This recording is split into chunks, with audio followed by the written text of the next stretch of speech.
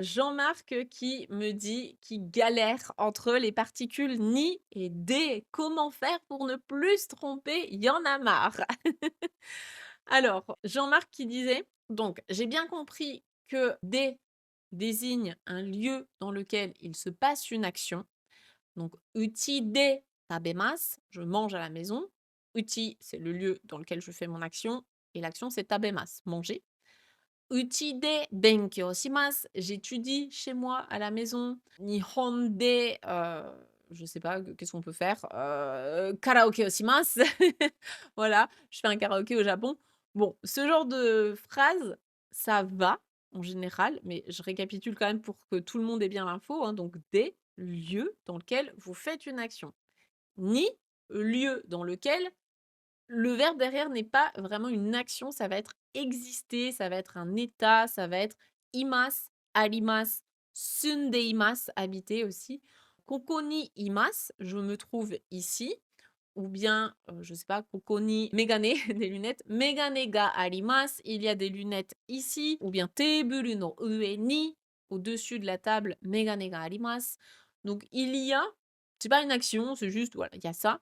Ou bien Furansu ni sundeimasu, j'habite en France, c'est mon état. C'est pas considéré comme une action en tant que telle.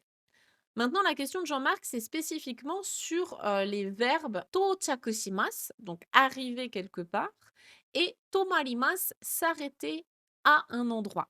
Donc Jean-Marc dit, moi je considère que ce sont des verbes d'action et je comprends pas pourquoi ils sont utilisés avec la particule ni pour désigner le lieu d'arrivée ou le lieu d'arrêt. Et pareil pour le verbe okimasu pour dire poser quelque chose ici. Alors, en fait, il faut pas que tu les vois comme un verbe d'action, comme des verbes d'action, parce que ce n'est pas au sein de ce lieu-là que se déroule une action. Là, ici, c'est dans le sens, c'est le ni dans le sens vraiment le point précis presque de destination. Dans ce point-là, hop, on va arriver. Donc le train va eki ni tochaku shimasu. Il arrive à la gare. C'est sa destination. C'est le point précis dans lequel il va faire ça. Tomarimasu, lui, il peut fonctionner sur les deux. Si tu dis koko ni tomarimasu, c'est donc s'arrêter ici, précisément ici. Alors que koko de tomarimasu, il fonctionne aussi. La petite nuance, ça va être que ni on montre le point précis où on s'arrête, des on sous-entend que c'est plus l'action qui est importante. Le ni potentiellement le train il s'arrête et il va pas repartir tout de suite, alors que le des c'est l'action qui compte, donc on s'arrête là et puis on repart. Donc typiquement un taxi, ça va être ça. Ça va être Koko de tomete kudasai, arrêtez-vous ici s'il vous plaît, et ensuite vous repartez. Ni est correct aussi, hein, ni c'est très précis, mais des c'est plus l'action qui est intéressante.